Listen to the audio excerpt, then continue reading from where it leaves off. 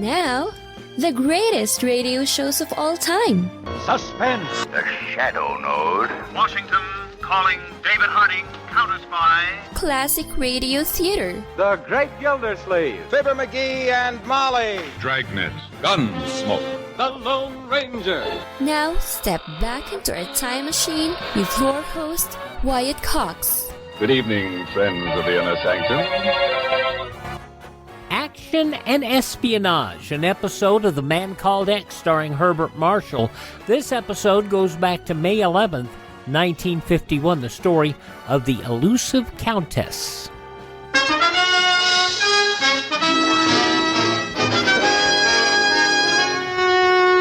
Herbert Marshall as the Man Called X.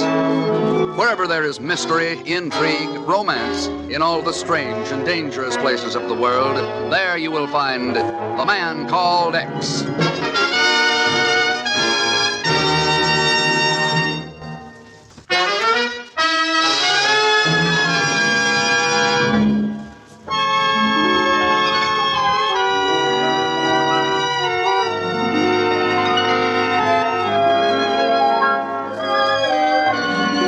It has been said many times, of course, that wherever there is danger in all the far-off places of the world, there you will find Ken Thurston, the Man Called X.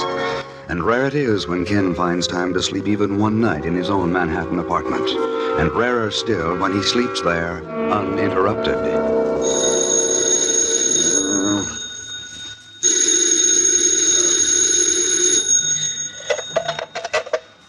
Ken Thurston speaking. Mr. Thurston, you're home. Oh, Peg.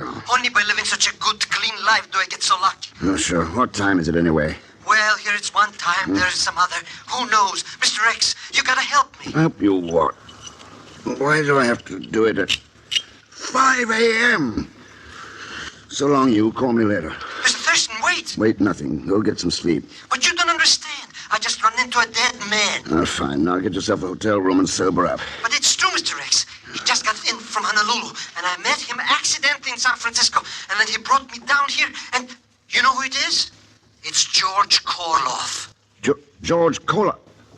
Oh, Korloff's been dead for 6 months. That's what I told him. But he says he can't explain the whole thing. Mr. Thurston, I'm scared. I think he's planning to give me the business.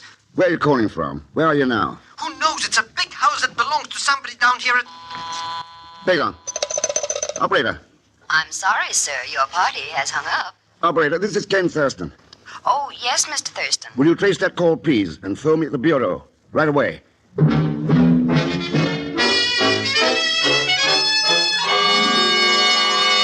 Well, when you come right down to it, Ken, there was never any actual proof that Korloff was killed in that plane. I know, Chief. It was more a matter of reasonable assumption. Right. But the plane did crash at sea. There's no question of that. Records washed up along the California coast for weeks afterward. But apparently Korloff didn't crash with it. Unless you don't think Zellschmidt's trying to pull a fast one of some kind, Ken? No, I don't think so. I'd say Korloff just outguessed us. Well, we aren't the only ones he outguessed. Walked into that Los Angeles aircraft plant wearing a phony beard, handed them a forged letter, and flew off in their latest model test plane. Their top secret job. Yeah, and he's been doing things like that for years, Chief. One of the slickest boys in the whole espionage business. Well, at least he slipped up on that job. Maybe. Huh? I got a hunch that that plane crash was part of Korloff's plan. That it wasn't an accident. But what could he gain by it, Ken? The plane itself was the only thing that... Hello? Yes, he's here. Just a second. It's for you, Ken. Thanks, Chief. Ken Thurston speaking. This is long-distance operator 74, Mr. Thurston. I have the report you requested on that call. Yes? The call was placed from the residence of a Countess de Grazia in Carmel, California. Countess de Grazia, Carmel, California. Thanks very much, operator. Let's see, I can fly to San Francisco. I can hire a car there. Drive down to... Ken, who's the Countess de Grazia? I don't know. At the moment, she's apparently Pagon's hostess. That's quite a house party. Zellschmidt and a dead man. A former dead man, Chief. There's a big difference. Call you from Carmel.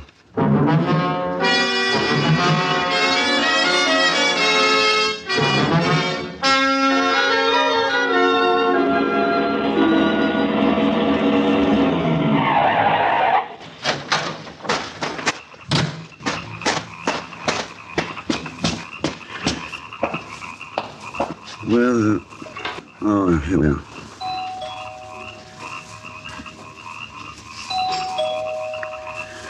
Huh?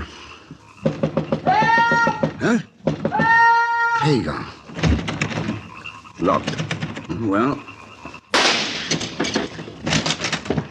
There you go. Well, shall I let you out, or would you rather beat the door open? Mr. Thurston! Just relax now. Well, so that's the game. What's the good? Oh, we're out of here. All right, just as soon as I disconnect this booby trap. There. Well, your friend, the Countess, seems to have some unusual ideas of hospitality. Countess. Hey, Mr. X. The only one I saw was George, the double-crossing crook. He was supposed to pay me $500 to keep my mouth shut. I mean to, well... You never were much good at blackmail, Pagan. Mr. Thurston, I swear, but... Never mind. So he lured you down here from San Francisco and then locked you in a broom closet. Where's he now? Who knows? I haven't heard a sound for the last hour. I guess he... Oh. Well, let's take a chance. Countess de Gracia residence? Hello, is the Countess there? Not at the moment, but I'm her business agent. Could I help you? Well, yes, this is the Eureka Travel Agency. Would you tell the Countess that I have a reservation on the Lurleen to Hawaii tonight? I'd be happy to. I'll have her ticket at the pier office. Oh, and the ship sails in 4 hours, you know. Yes, I know. I'll tell her. Thanks a lot. Come on, Pagan. I got a car parked out in front. Where are we going, Mr. Thurston? Hawaii. Oh, I'm fine now that... Hawaii? In a car? We may. We don't get up to San Francisco before that ship sails.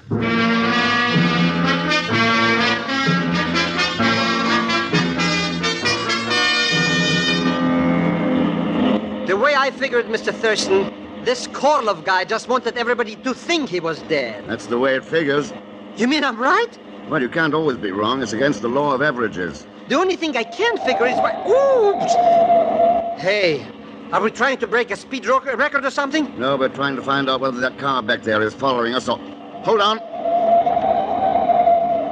Well, they're sure sticking to us tighter than a wet bathing suit. I know. And I think it's the same car that was parked down the street from the Mr. Countess. X, they're gonna pass us. Wish I could get some speed out of this thing. Look, there's a curve coming. They're crowding us. Crowding us. Crowding us. Come on,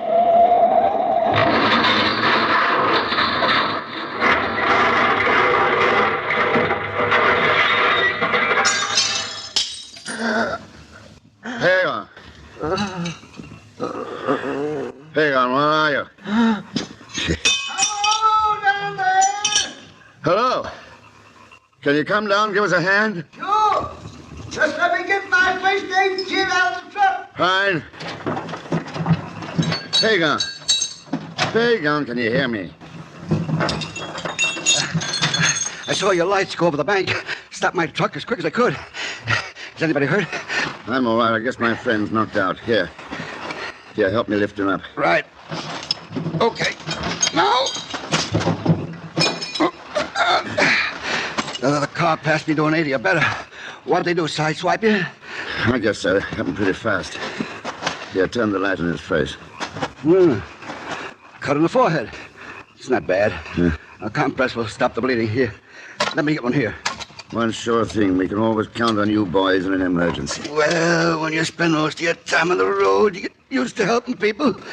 Never know when you need help yourself. There. You'll be all right in a few minutes. You heading towards San Francisco by any chance? No, I'm going south. I'll take you as far as Salinas Junction, though. Good, I can phone from there. You, got an important date of some kind up in Frisco? Oh, very important. It's with a Countess and a dead man. Huh? We're sailing for Honolulu together, if I get there in time. What?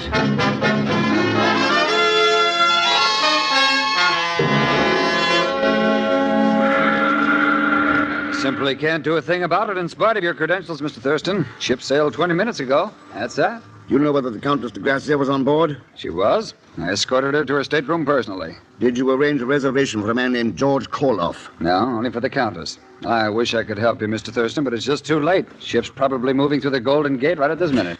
Well, that's fate, Mr. Thurston. Maybe it's all for the best anyway. Those characters are pretty tough cookies. Let's go get some seafood, eh? That's a good idea, Pagan. Only I'm having mine on board that ship. I just told you, Mr. Thurston. Never mind. You know where I can charter a fast launch in a hurry? Yes. Good. Now, I'm going to put calls through to New York on this phone. You use the other one there to get the Lurleen by radiophone. I'll talk to the purser if you can get him. Or if not, the captain. Now, hurry.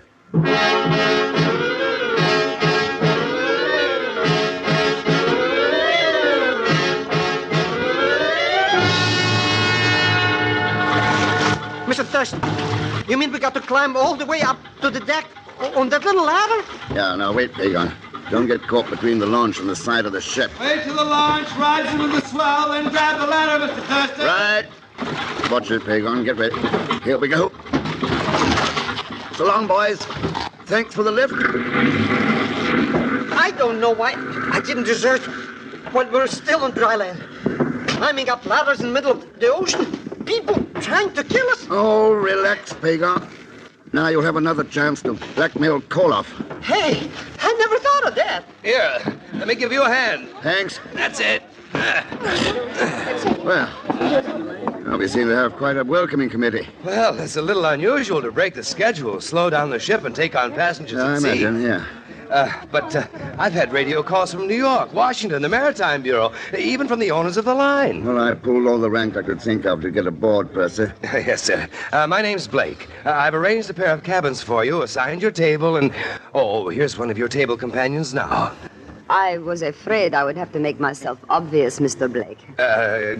Countess, this is Mr. Ken Thurston, Countess de Grazia. I've been looking forward to this, Countess. Really? Well, I must say it is a little unexpected on my side. Oh, you have to admit that neither of your two attempts was particularly clever. Touché? I didn't know that you had met. Only indirectly, Mr. Blake. Yes. And now that we do come face to face, we are outside the 12-mile limit. Fortunately. Which means, of course, that we can make our own rules. Tell me, how's George? Korloff? Oh, I think you are going to be a highly entertaining dinner companion, Mr. Thurston. I'll try my best. Maybe we'll find we have a lot of things in common. Like airplanes and espionage, ghost stories and George. Oh, yes, especially George.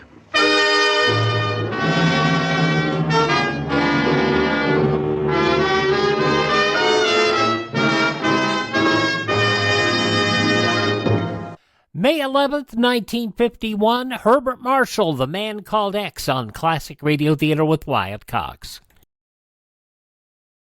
Now on Classic Radio Theater with Wyatt Cox, more of The Man Called X starring Herbert Marshall, May 11th, 1951. And now to continue with The Man Called X starring Herbert Marshall with Leon Belasco as Pagon Zellschmidt. An international espionage agent named George Korloff, supposedly dead for 6 months, is seen in a San Francisco bar, and the resulting chase finally leads Ken Thurston to a cabin aboard his ship, now 1 day out of Honolulu. Also aboard is Korloff's confederate, the Countess de Grazia, but so far the quarry himself has not been found. As far as I'm concerned, Mr. X, I don't even care if we never find that character. Oh?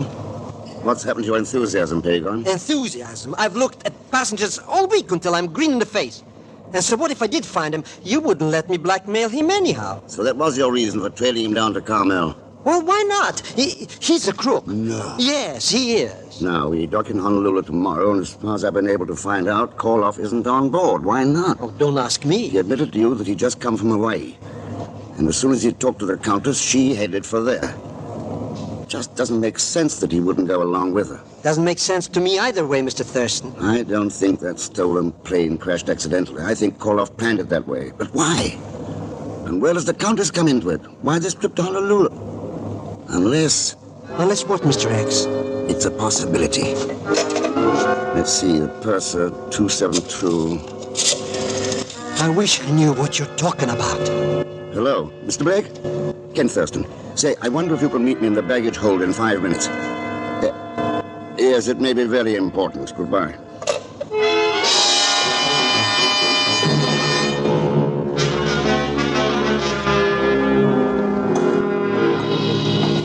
Let's see now. The Countess de Grazia's baggage should be in cubicle 17 right here ahead of us, Mr. Thurston. Of course, she has a pair of wardrobe trunks and some other luggage with her in her cabin. I know, and it'll be tough to get into it. I'm hoping we find something here.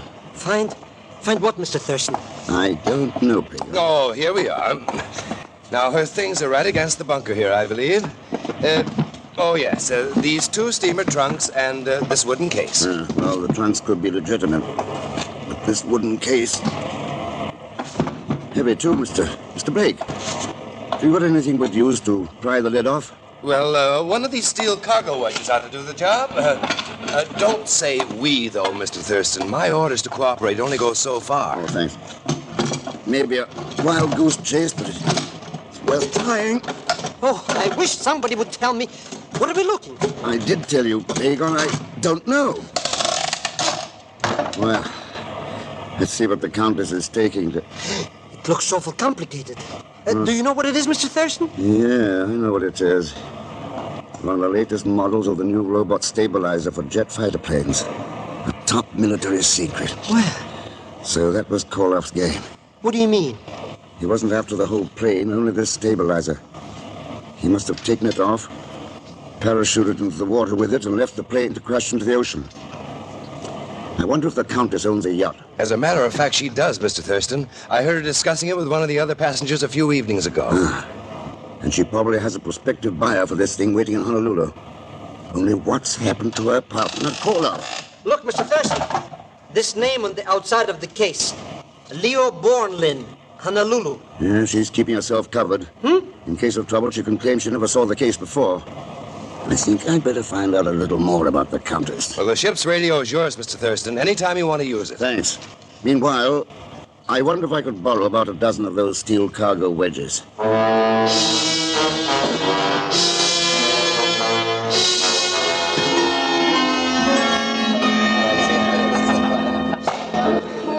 Champagne.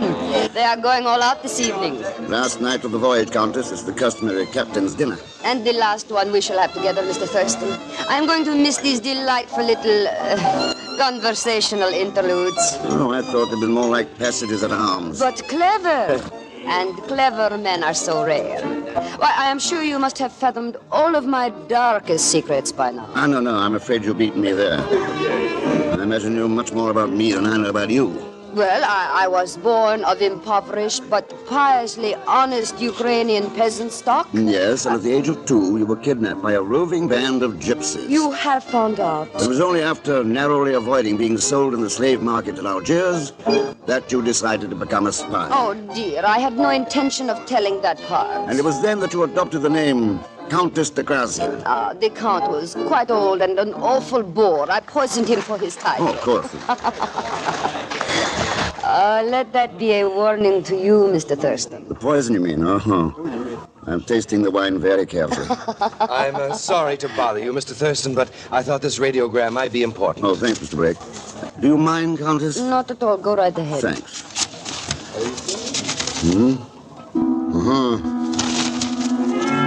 Will you excuse me? What? Aren't we going to go on with my history, Mr. Thurston? I don't think so. You see, it's quite unnecessary now. Good night.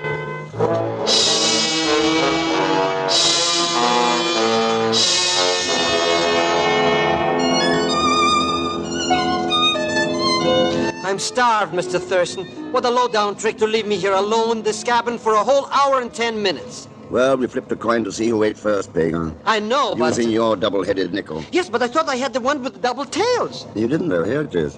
Oh, a pickpocket. Mr. X, sometimes I think you're as bad as that Countess cookie. No, I doubt that. And according to this radiogram, she's not the Countess. What do you mean? That's only one of the aliases she uses. She manages to hold passports from 3 different countries. Been suspected of espionage over and over and never been convicted. Oh, well, you may as well go on down and eat, Pagan. I'll take care of the baby in the closet there. Boy, you only have to tell me once. All the great food they got on this boat, the only chance I... Mr. X, door's locked. I see. Well, back away from that porthole. Hey, somebody shoved the nozzle of some kind through the... That's a live steam hose. Here, into this closet. Quick. I don't get it, Mr. Thurston. What was the idea? The idea was to scold us if we... Yeah, there it goes. Steam. I knew I shouldn't have come to this boat. Come on now, here. Help me stuff some clothes in the cracks along the door. It's getting hot in here. Mr. X. It's going to get hotter. We won't last 2 minutes in here unless... It's too hot even to... Mr. Thurston, I think I'm going... Pagan, You may be lucky. Hotter and hotter. Help! In here. Where? Here they are. Now give me a hand. That's it. Drag them out into the air. Boy, it's hot in here. That's it. Now.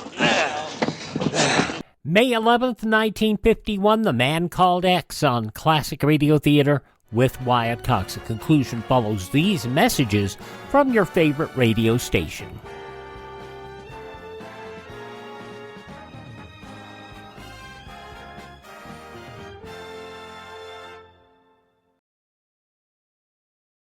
Just when you thought it couldn't get any better, Mike Lindell and MyPillow launching the MyPillow 2.0.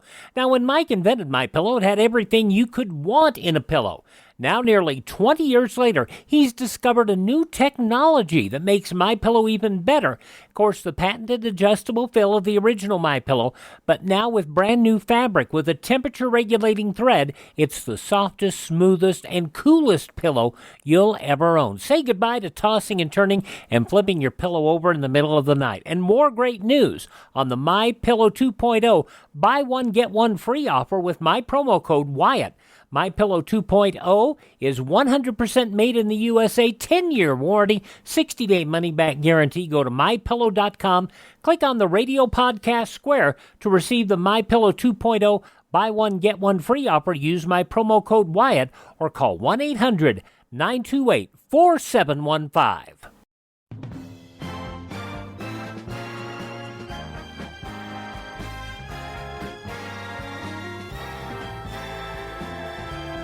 Now on Classic Radio Theater with Wyatt Cox, the conclusion of The Man Called X, April 11th, 1951. Mr. Thurston. Mr. Thurston, can you hear me? That's you, Blake? Yes. What happened, Mr. Thurston? Somebody tried to boil us with a steam hose. I can't understand it. Nobody but the crew would know where to find a hose, and they The crew? Of course. What?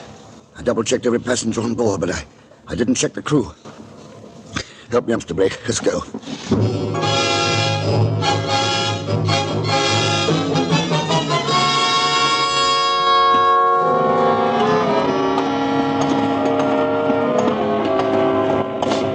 This is Mr. Hawkins, our chief engineer.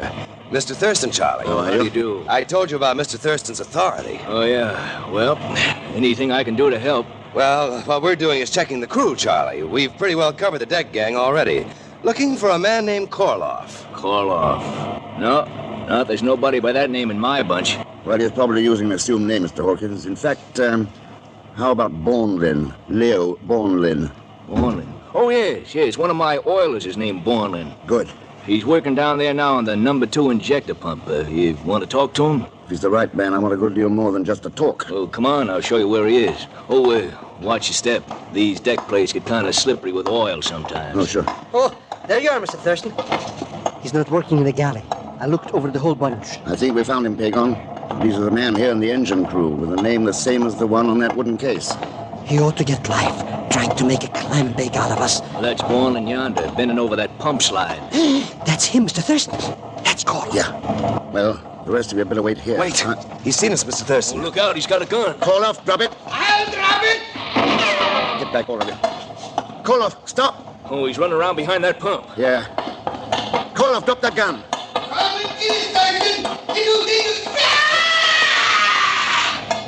Oh, right into the slide valve. Come on.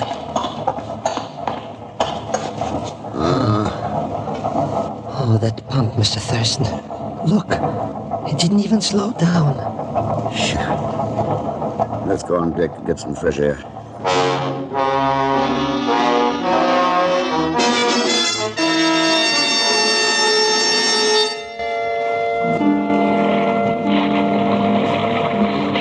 Boy, what a night, Mr. X. 1,000,000 stars. For once you didn't make an overstatement. Hey, what's that glow in the sky? Way up ahead there. Honolulu, I imagine. They're due to dock at midnight. Oh, so that's why there's parties going on all over the ship. Hey, maybe we're going to celebrate too, Mr. Thurston. Some other time, Pagan. Oh, cheer up, Mr. X. Everything's solved now. And so what if that Korloff's dead? He had it coming. And that phony Countess... Hey, what are you going to do about her? Nothing. Nothing? You mean you're not going to run her in? It wouldn't do any good. I've got no evidence on her. She's beaten a lot tougher cases than this. No, but you can't just let her get away. Oh, I doubt very much she'll get away, Pagan. 10 to 1 she has a buyer for that stabilizer waiting for in Honolulu. Well, maybe She'll collect a good deal of money from him. Yeah, well, and sure. when he opens that wooden case and finds there's nothing in it but steel cargo wedges, well, I think he might be a little vindictive. Yeah, I see what you mean. And in the meantime, we take the real stabilizer back to United States. The real stabilizer, huh? Oh, it's a valuable piece of military equipment, all right. And it's a good thing it didn't fall into the wrong hands. But the way this shaky world goes wobbling around off balance, I don't think the real stabilizer has been invented yet. Now, there would be a cause for celebration.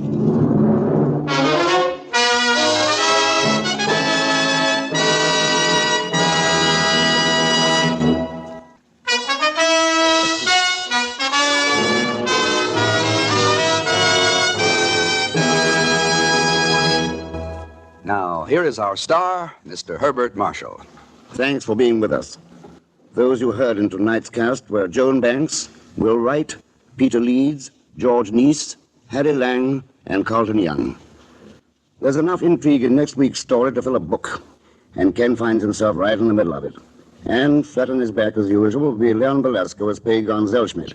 So join us, won't you, when next I return as the Man Called X. Good night. From May 11th, 1951, The Man Called X on Classic Radio Theater with Wyatt Cox. Now on Classic Radio Theater with Wyatt Cox, the conclusion of a very sad episode of yours truly, Johnny Dollar. This 5-part story, the Silver Blue Matter, a story of juvenile delinquency, violence, and death. This episode was originally broadcast May 11th, 1956. From Hollywood, it's time now for... Johnny Dollar speaking, Lieutenant Garcia's office. Johnny, you're the one I was trying to reach. This is Carla Monte. Oh, I was going to phone you later. What's happening? Have they found Eddie yet? Not yet, but the police picked up one of his friends, Mario Santoris. Oh, Mario, I know him. Well, he's been to the apartment lots of times. Was he in on the robbery? Yes, he just made a statement admitting it. And what did he say about my brother? He says Eddie is the one who planned the whole thing. He must be lying. No, Garcia and I are pretty sure he's telling the truth. I'm sorry, Carla. I'm coming down to headquarters, Johnny. There's no use. There's nothing you can do here. At least I can be there when they bring him in or whatever happens. It won't help. You're better off at home. Now, No, please. Johnny. I raised him. Some of the fault must be mine. I can't desert him. I'm going to be there if he needs me. Okay, Carla.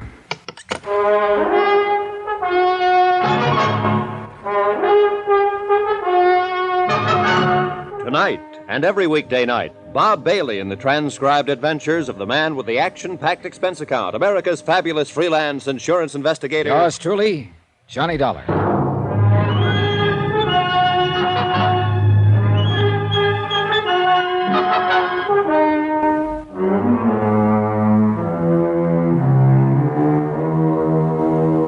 From Special Investigator Johnny Dollar, location Los Angeles, California, to the Home Office Moto Guarantee Insurance Company, Hartford, Connecticut.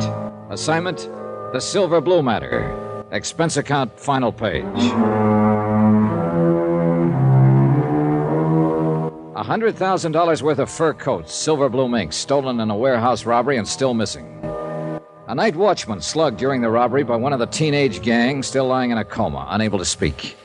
And Red Weller, a man who'd tried to speak, lay in the county morgue, stabbed to death in a dark alley. But now one of the gang had been arrested, a 17-year-old named Mario Santoris, and he'd finally talked. Sitting in Garcia's office, I read Mario's statement through for the second time. Well, what do you think, Johnny? I think the kid was telling the truth. Eddie Monte scraped up enough money to buy that second-hand panel truck and then talked the other kids into knocking over the warehouse. That ties in with what Eddie's sister said, that he'd kept the truck a secret, hadn't told her about it. And also the fact that Eddie seems to be a born leader type. They even mentioned it in one of his former records of arrest. Yeah, I think we can buy it that Eddie Monte is the leader of the gang. Yeah. All right, they picked their night. They cased the place from Red Weller's lunchroom across the street. And as soon as the prowl car passed, they made their move.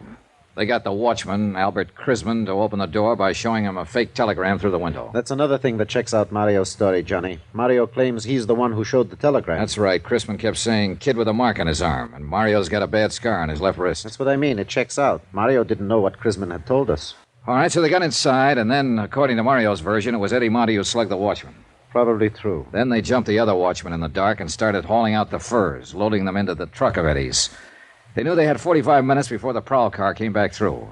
By that time, they'd finished and split up, Eddie driving the truck away alone and the others disappearing on foot. Yeah, I think that's about the size of it. And I think Mario's telling the truth when he says neither he nor any of the others know where Eddie planned to hide out the truck. And Red Weller, according to Mario, was murdered by another gang member. What was his name? Chuy Morel. Yeah. Well, if that's true, Eddie Monte is at least clean on the murder charge. If it's true.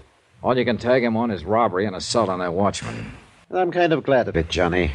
I feel sorry for that sister of his. So do I. She's a good kid, and she's carrying a real load of guilt. Thinks that she's responsible in some way. Oh, she was only 19 herself when their folks died. How could she be expected to hold him in line? And especially in that district. Yeah. She's on her way down here, by the way. Carla Monte? Yeah. I tried to talk her out of it. Oh, maybe she's as well off hanging around here, though, as she is waiting alone in that apartment. It's a rough deal for her, no matter where she waits. Well, at least we can tell her brother's not in quite as deep as we... Excuse me. Yeah, sure. Garcia speaking. Good. Well, who's the other one? Yeah, bring them on in and book them. I'll talk to them later. And now we... What? When? All right. Keep in touch with me. The boys just picked up Chuy Morel and the other two. That leaves just one to go. Yeah, the big one. Eddie Monte. And he's even bigger now, Johnny. What do you mean? That watchman Eddie slugged. Albert Crisman. What about him? He just died.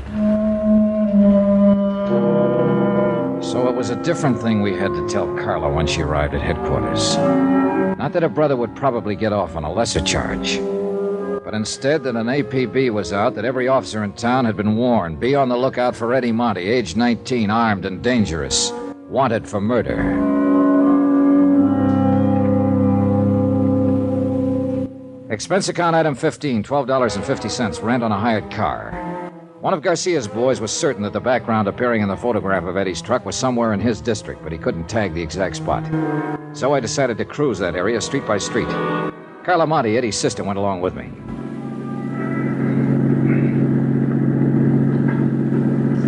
There's an alley off to the right, Johnny.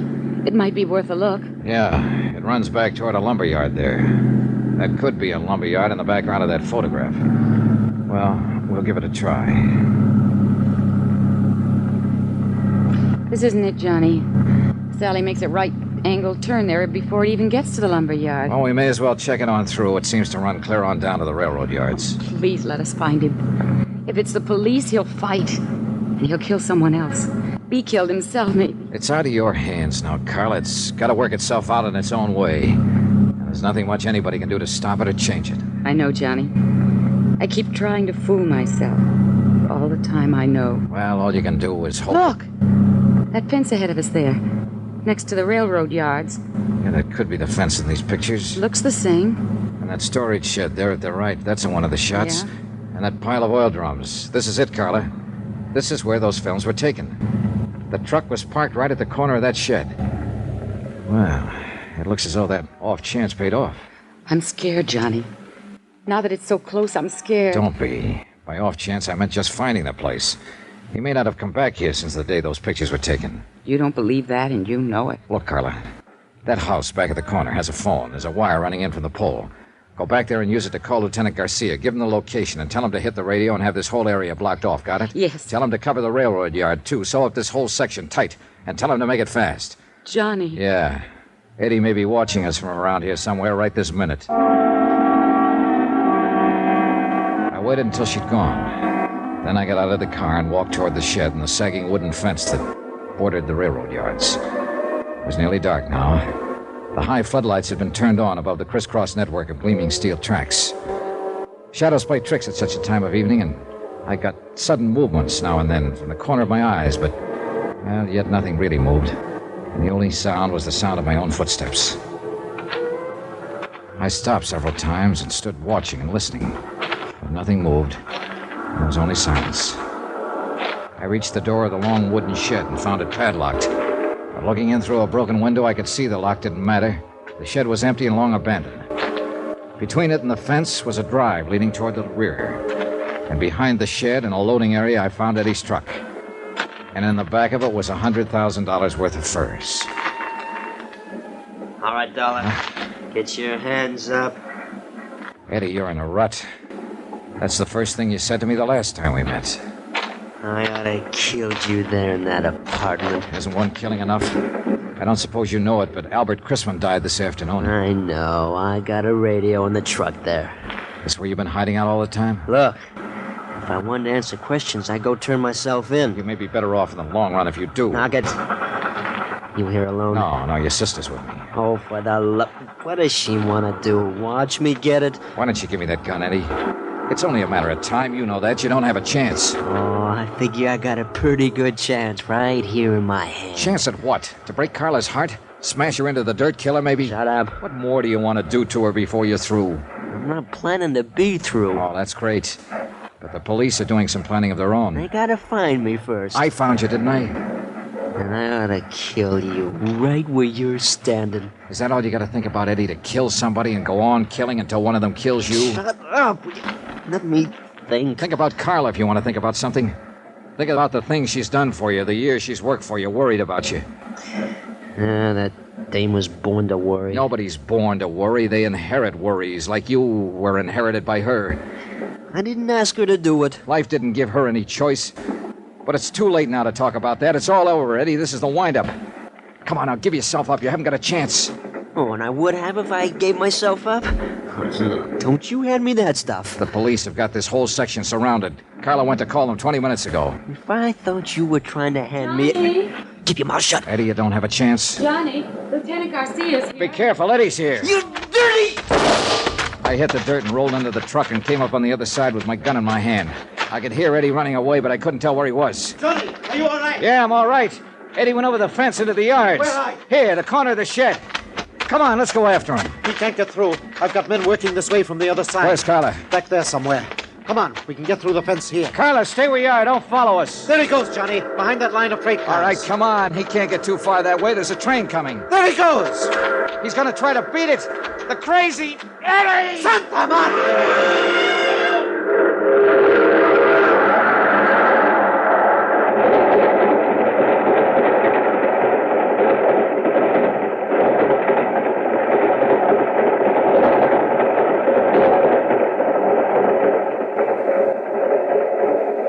I don't know, Johnny. There must be better ways to die.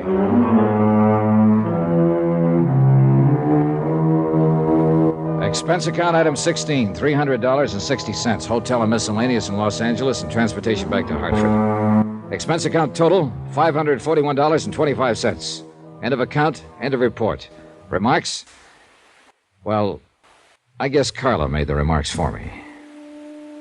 I don't know, Johnny. Those 80 fur coats, they'll go back into stock now. And they'll be sold to women who'll wear them to parties and dances and nightclubs. And they'll be happy in them. And they'll never know about Eddie or about me or what happened here tonight. Yours truly, Johnny Dollar.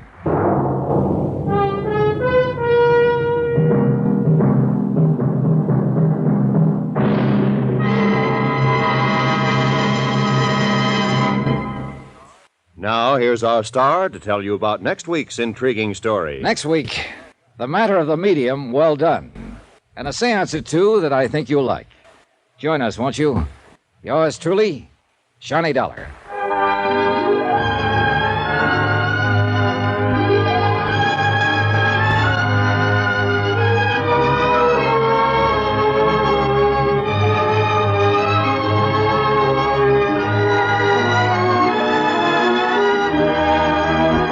Yours truly, Johnny Dollar, starring Bob Bailey, is transcribed in Hollywood. Written by Les Crutchfield, it is produced and directed by Jack Johnstone. Heard in this week's cast were Lucille Meredith, Edgar Barrier, Victor Perrin, Jack Crucian, Tommy Cook, and Richard Crenna. Musical supervision by Amerigo Marino. Be sure to join us on Monday night, same time and station, for another exciting story of yours truly, Johnny Dollar. Roy Rowan speaking.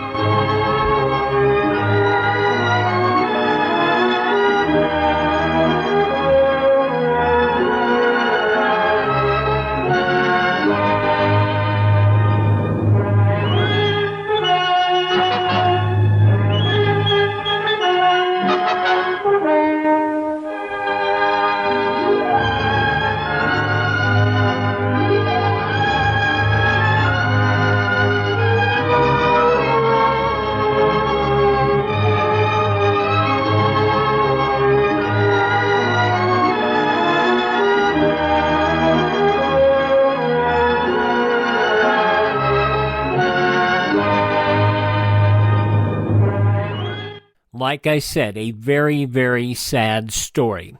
May 11th, 1956, yours truly, Johnny Dollar, here on Classic Radio Theater with Wyatt Cox. And although the story ended up the way the law thought it should be, it was a sad story from a humanitarian state.